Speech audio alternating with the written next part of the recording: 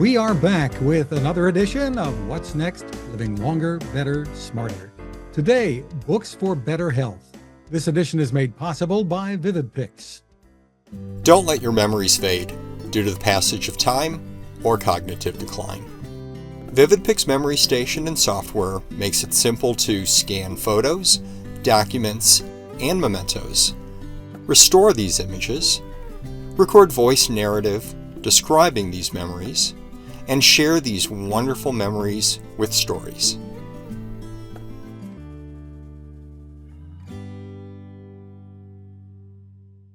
And we want to congratulate VividPix and CEO Rick Voigt for winning the 2024 Maverick of the Year Gold Stevie Award in Consumer Products and Services. Proud to have your support.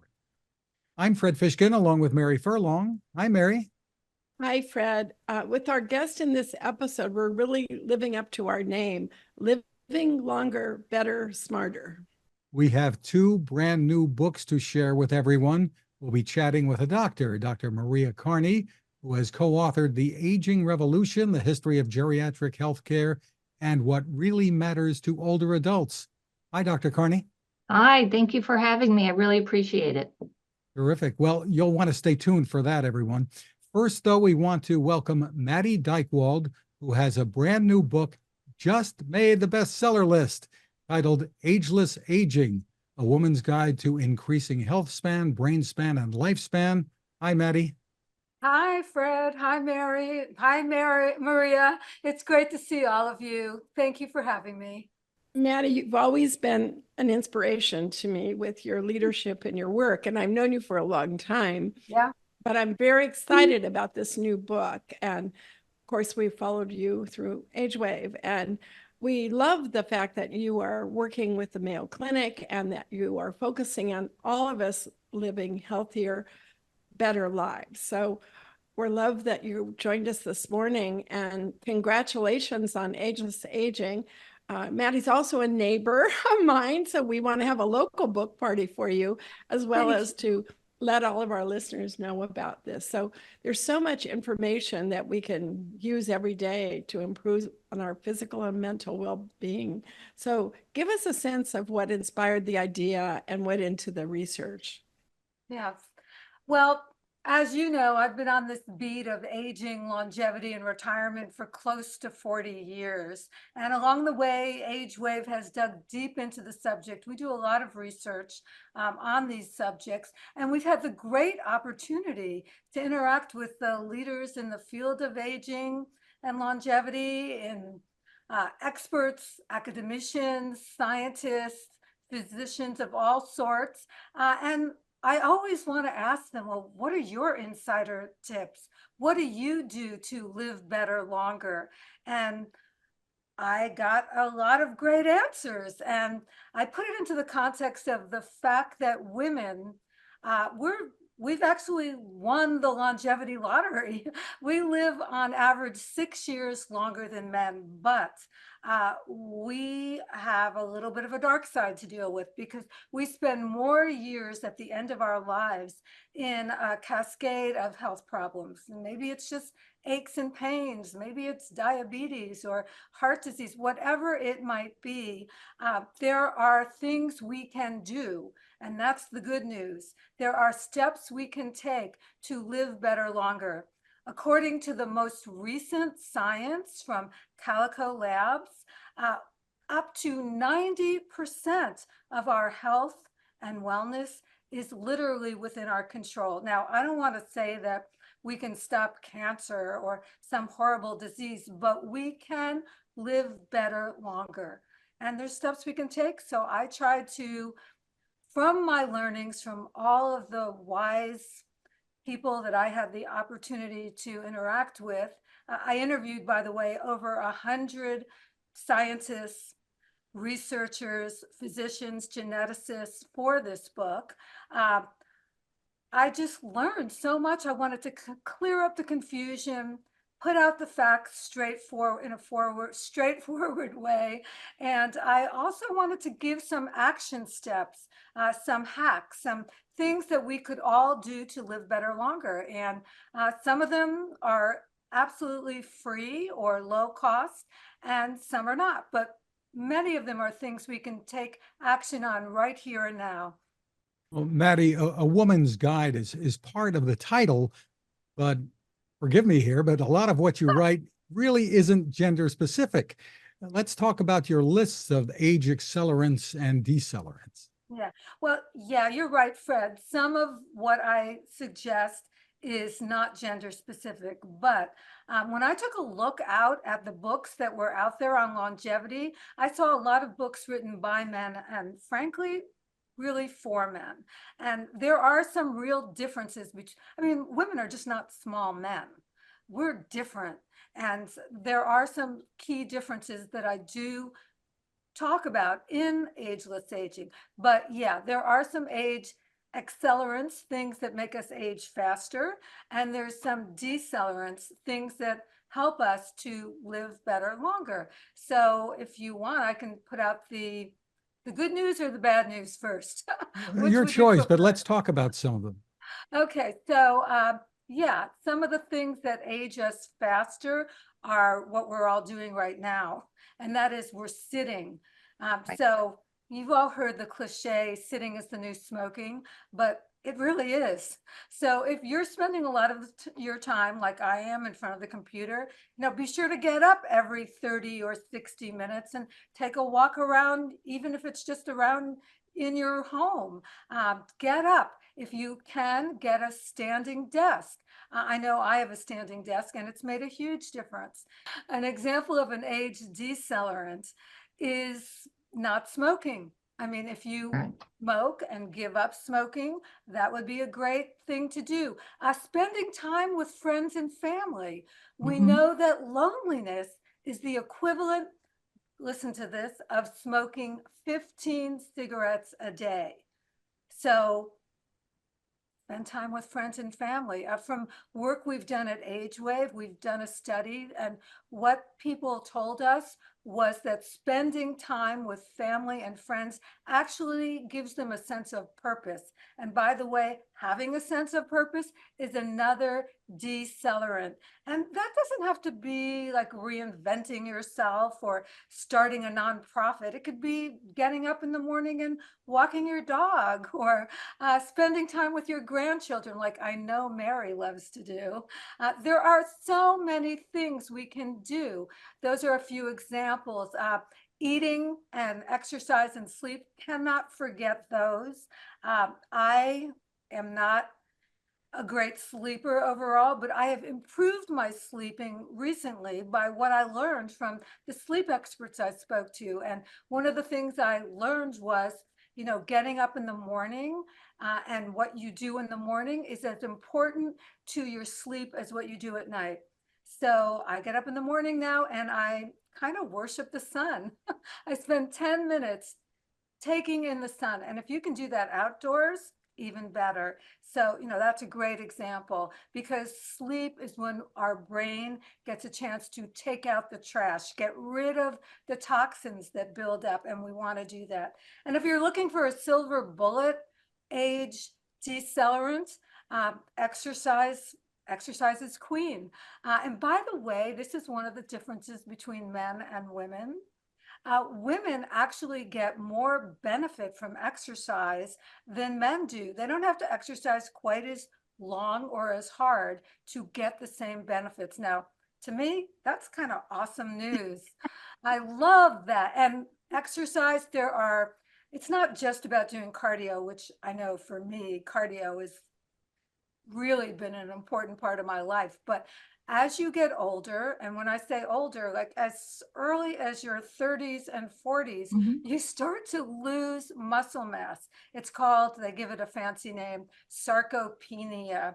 And sarcopenia is, you want to avoid that. I'm sure Maria is going to really dive into that one, because, it creates frailty and you could fall and break a hip. It's like terrible. In fact, a couple of the scientists that I spoke to said that they thought that muscle strength should be a new vital sign, similar to our blood pressure or our heart rates. So I would say that building muscle mass is kind of the most important thing if you're looking for a silver bullet. And I mean, who's not looking for a silver bullet? My sister, my younger sister, she just came in third in the San Francisco Beta Breakers in her age class at Wow, she's 72 this month. that's And incredible. so it's great that she's out there doing that. There are some lines I really love here, and one is, to really change your personal experience of aging, you also need to focus on what you've gained as you've lived. Tell us about that. And, Maddie, you are still working. I'm still working. I And know. we're in our 70s, but that's an absolutely fine thing to do. But let's dive into, what does that quote mean? Okay, so I think there are at least 3 different kinds of aging. One is our chronologic aging, the number of birthdays that we have. And yeah, that's great. That's a good measure, but I'm actually not that wedded to that. I've lived 74 years. I'm 74 years old, and I don't think that defines me. There's also the physical or biologic aging that I'm sure Maria is going to dive into pretty heavily. And that's the cascade of potential health problems that we could all face and we want to avoid as much as possible. Prevent or delay is the way I think of it. But then there's the other kind of aging, the third kind, and that's our psychological, emotional aging. And honestly, that's like a very big plus as we get older. I mean, we gain, hopefully, wisdom, we gain some experience. And from the studies we've done at AgeWave, and I've seen it from other studies as well, we gain a sense of resilience. I mean, we saw that take shape during COVID when we saw younger adults and even children really suffer with mental health issues because of the COVID dynamic that was going on, the loneliness it created. It was difficult, Yep. but older adults, we had the resilience. We'd been through things before. We've seen economic downturns, we've seen health crises, we've seen friends and family get sick or maybe even pass away. And this has built a sense of inner resilience. I would also say, and this is one that I absolutely love, and that is that we have a sense of emotional intelligence. And what can be better than that? Of course, I'm sure some of you have heard about that U curve of happiness, that as you go into your 60s and beyond, your level of happiness actually rises as your level of anxiety actually goes down. So I think that's super cool and I embrace it. I wonder, in your research or your interviews, women play a role of a caregiver more often to others. And how does I potentially see that helps in terms of advocating for health and for access to resources or needs? Could you comment on that? Yeah, you are absolutely 100% correct. It's still true that 80% of all caregiving is done by women. Right. And generally it's for other women. Right. And, that's the reality. I don't, most people from the studies we've done at AgeWave, we found that, yeah, you're right, Maria. They find it to be an honor to be able to offer this kind of love and caring for someone that they care about. So yes, it's generally an honor and they become more proactive, but, and there is a pretty big but here, they're more prone to chronic stress, which, as we know, that raises our cortisol levels, which shows up in our body as inflammation, which can manifest in all kinds of diseases, from those aches and pains I talked about earlier, or maybe it's diabetes, or maybe it's heart disease, or even worse, maybe it's cognitive decline. I even hate to say that, but it is true. And I have witnessed people go as caregivers going through these kinds of things. So we need to be able to create a support system for those who support those who need the kind of caregiving that's really required for so many people as they hit their 80s, 90s, and beyond, because people are, in fact, living longer. We want to try to help caregivers and those they care for live not just longer, but better. One of the things that you suggested, Maddie, in here is listening to music that kids are listening to. Tell me what that may come as a surprise to some. Tell me about it. Yeah, I believe that we need more intergenerational connection. And most of the people that I spoke to who are experts really seemed to agree and thought that there was a variety of different steps that we could take to actually create relationships with younger people. And one of the ways to do that is to not be stuck in our own perspectives about music, about art, about food, about, what's hip and cool. So I know that I'm always learning from my children who are in their 30s. And one of the things I asked them for advice, and they said, hey, why don't you start listening to something besides the Beatles, which I love. Start listening to some of the music that we like. And so they started sending me playlists. And I feel like I gained so much from that. One, I gained the opportunity to have a shared experience with them. They've even taken me to a couple concerts. So it gave us another way to connect. And I think that intergenerational connections are vital and super important. Well, like Taylor Swift needs more fans. Right? Oh, yeah, for sure. Hey, listen, my husband Ken and I went to a Taylor Swift concert and we loved it. We were probably the oldest people there, but it was super fun. It's funny. I have these 10-year-old twins in my life, and we're going out to celebrate their birthday tonight. We're choosing the restaurant that they suggested, and then we're giving them a record player. And then that's what was on their list, but we got the Taylor Swift album for them. And so I think that intergenerational music is a great idea. Let's talk a little bit about fiscal health and physical health. So Maddie, you've also written about women's financial security and taking ownership for their financial health. So how does your health and your wealth impact your life? One of the things I learned in doing the research for this book is that it's not just about one thing. It's not, exercise, as I said, silver bullet, but it's also about what we eat, our sleep, our hormones. And by the way, Fred, that's a place where women are really different than men. Our social connections, our purpose, and even our financial well-being.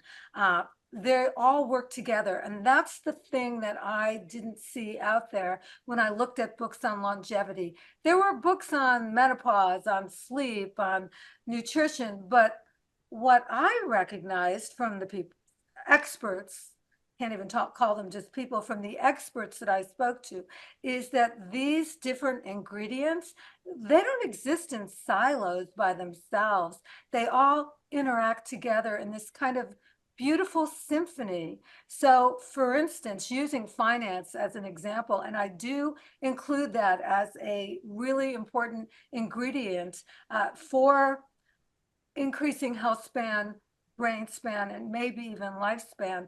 If we don't have your financial health in order, you're going to raise your levels of stress pretty significantly.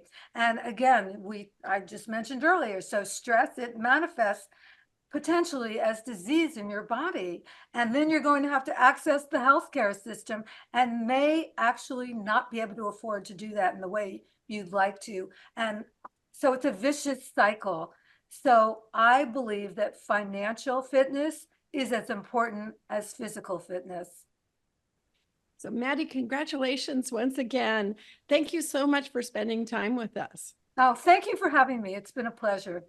Thank you, Maddie. The book again is Ageless Aging, A Woman's Guide to Increasing Health Span, Brain Span, and Lifespan. Our next guest, who we briefly introduced, has really been on the front lines in that battle. She is the chief of the Division of Geriatrics and Palliative Medicine at Northwell Health, the largest healthcare provider in New York State. Dr. Maria Carney is also co-author of The Aging Revolution, The History of Geriatric Healthcare and what really matters to older adults. Hi, Maria. Hi, thank you very much for having me, and I really enjoyed the discussion that was just held. Yes, thank you so much for joining us. Your book really gives us some context about the progress that's been made in caring for older adults and the challenges we still face. Tell us a bit more about the background and the purpose behind the book. Thank you. Michael Dowling, the CEO of Northwell Health in 2022, asked me to come to his office and present on aging in America. And so I brought a team of individuals in the healthcare world at Northwell to discuss this topic, and specifically in the world of healthcare delivery. We talked about longevity and what that brings, living with multiple chronic conditions, how that may impair function, the development of frailty, falls, injury. We talked about polypharmacy, how that's potentially contributing to harm in individuals. We talked about healthcare delivery in the changing environment. And it was that meeting that was meant to be 1 hour that became over 2 hours long and had this robust discussion. We also talked about caregiving and how caregiving has changed over decades, and the history of the development of geriatric medicine and the rise of palliative medicine. And really that created basically the outline for what is now the book, Aging Revolution, by Michael Dowling, myself, and Charles Kenny. Well, the field of geriatric medicine, are there still biases faced by doctors and maybe other healthcare professionals who choose to focus on the needs of older adults? Yes, Robert Butler, who was my chairman during my fellowship at Mount Sinai Medical Center, he was the founder of the National Institutes of Aging, the founding director, and he started the Department of Geriatrics at Mount Sinai, which is now the Department of Geriatrics and Palliative Medicine. And he wrote and defined the term ageism. And yes, we are still seeing that. I mean, I'll just tell personal stories. I'll be at a cocktail party with friends or family, and they'll ask me, "What do you do?" And I say, "I'm a geriatrician." People don't know what that is. They don't understand what that means, and it has. And yes, people still don't understand that we need it more than ever. We live in an ageist society, and we really need to embrace aging well, and how to really advocate for the benefits of living longer with experience and wisdom. We need to really address it. But yes, unfortunately, we still do live in an ageist world. And the shortages today, I know you're an educator trying to solve some of this. Yeah, we have shortages in the skilled workforce, both from physicians, nurses, advanced care practitioners, really understanding how to care for individuals that have multiple chronic conditions. Our healthcare system has been created disease-centric. So you see a cardiologist, you see a pulmonary doctor, you see a cancer doctor, but the patient and the family are getting potentially up to 10 different recommendations, and it's very hard to understand. If I'm doing this, how does it impact that? So it's overwhelming. So we really need to train a workforce to care for individuals living with multiple chronic conditions and really understand what matters most to a person. Is it their alertness? Is it their function? Is it their independence? And how does treating one condition affect another, and how do you balance that? And it also impacts caregivers who are really delivering this care and how to help their loved ones. We are in a system that was created for individuals with acute illnesses, not with conditions that have multiple conditions, and its impact when you're treating one condition. There are some surprising statistics here too. 61 million people are on Medicare, yet only 5% account for nearly half of all Medicare spending. Tell us about that. Yeah, it's called the highest utilizers. And in our book, we talk about the other 1%ers, right? In society, we talk about the financial 1%ers, but these are the 1%ers in society that we really should be developing programs, models of care that best help them. They're often individuals who are becoming more homebound, that can't access primary care, can't access all the specialists. So they're utilizing the emergency department and hospitals, which are more expensive. We should be advocating for care in the home, for care delivery so that individuals don't have to use the emergency department, and really focus on a comprehensive care, which in the end has been proven that these models of care are more cost effective. And so that's the 1%ers we need to really focus on. There's a growing force on, oh, excuse me, 3, 2, 1. There's a growing focus on home care. And I know you've been very involved in that as well. Yes, here at Northwell Health, we're an integrated healthcare system. We have doctors in the community and offices, in our hospitals. We have 2 skilled nursing facilities. We also have a house calls program. We have a home care department. We have a home care agency where we can help get aides into the home. We have hospice at home as well. The future of healthcare has to be delivery of care in the home, whether we develop more hospital at home, where we do portable x-rays, EKGs, more delivery of medications at home, nursing care at home. And we have to develop and expand these models of care that exist, that we know about, in a way so that we decrease unwanted utilization of hospital care. People don't want to spend time in the hospital. So if we can treat things without going to the hospital, it's better for individuals, for the families, and the evidence is out there for it. You talk about over and over again in the book the difference that you see in patients when they go home as opposed to staying in the hospital, whether it's confusion or so many other symptoms that can be alleviated just by getting a patient out of the hospital setting. So the book offers many insights as well, not only about caregiving with personal stories and examples, but you also dive into the insurance tangle. Yes. Medicare Advantage plans versus traditional Medicare, really confusing for all of us. And it's rapidly changing right before our eyes with nobody's input. It has been Medicare straight fee-for-service beneficiaries for decades, right, since Medicare developed. And now in the last few years, up to 50% of Medicare beneficiaries are having this joint Medicare and insurance plan, which is called Medicare Advantage, where insurance companies are creating a product with Medicare to deliver services.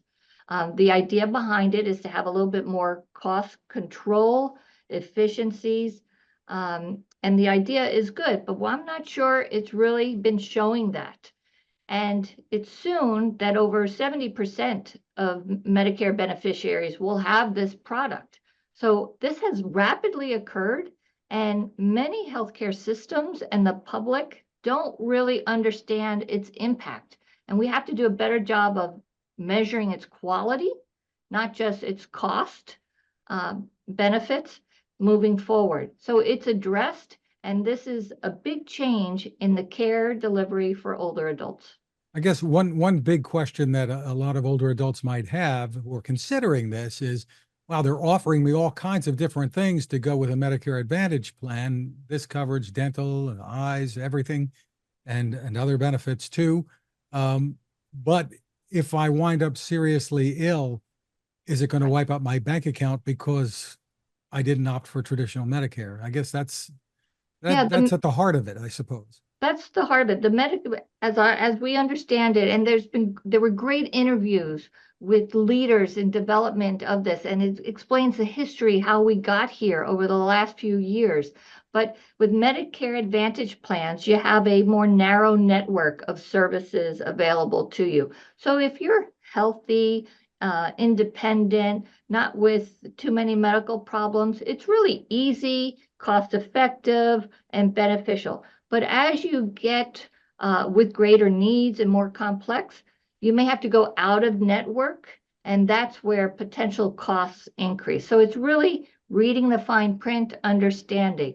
And we're seeing in behaviors that people sign up for Medicare Advantage early on in their Medicare benefit years, but as their needs change, they may opt out to just fee-for-service Medicare. It's an extremely complex world to many individuals. And the book really, it's also complex to clinicians, physicians, delivering of care. So our hope is that this book will help educate not only the public, but really clinicians, understand the history, how we got here, and have a dialogue about all the change that is happening. So what are some of the key things you want readers to come away with, Maria?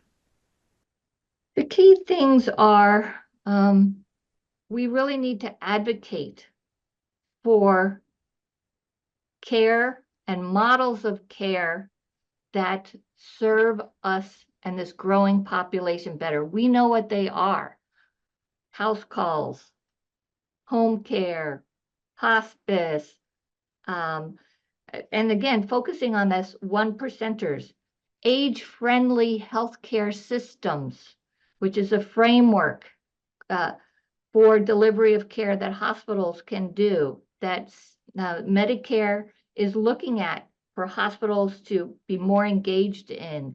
There are PACE programs that exist out there that we need to advocate for. And yes, we are living longer and we are living well, and this is wonderful, but there is that 1% population with increased needs that we really need to advocate for better care. And I really want people to read this. And also I want to explain that the book chapters highlight some incredible heroes of healthcare that have dedicated their lives. They recall their patient that they took care of 30 years ago that inspired them to get into their fields. Eric DeJong for house calls. Mary Tinetti, she describes this woman that she cared for that led her path to focusing on fall prevention. Sharon Inouye talks about when she first identified people having confusion in the hospital and how that led to delirium. Kedar Mate and Terry Fulmer and their work with Age Friendly.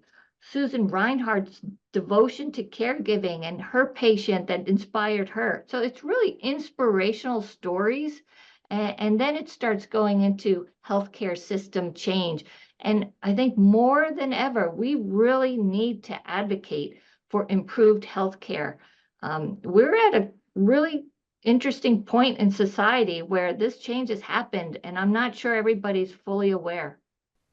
I know I keep going back to the demographics, but in a year and a half, the top of the boomers will be reaching 80, and that's when many of these chronic conditions get increase, right? Yeah. Maria, can't wait to read the book. It's on my shelf, ready to dive in. And thank you again for the book and the work that you're doing. Well, thank you, Mary and Fred. I really appreciate the time and the attention towards this. The title again is The Aging Revolution, the History of Geriatric Healthcare and What Really Matters to Older Adults.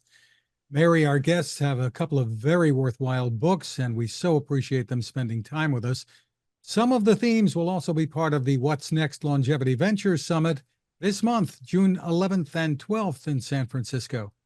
And Fred, we have a great lineup and agenda planned, and I'm so excited about the innovation taking place. We had over 100 business plans come in this year, so lots of innovation. And Maria will help people see your book at our conferences too. So very exciting. Can't wait to share the finalists with you, Fred. Well, the website for more info is boomerventuresummit.com. Again, we want to thank Maria and Maddie for sharing with us, and we appreciate Vivid Pics, our sponsor for this episode. Learn more about the new Memory Station stories at vivid-pics.com. We also appreciate all of you for watching or listening, and you can always find us at maryfurlong.com/podcasts.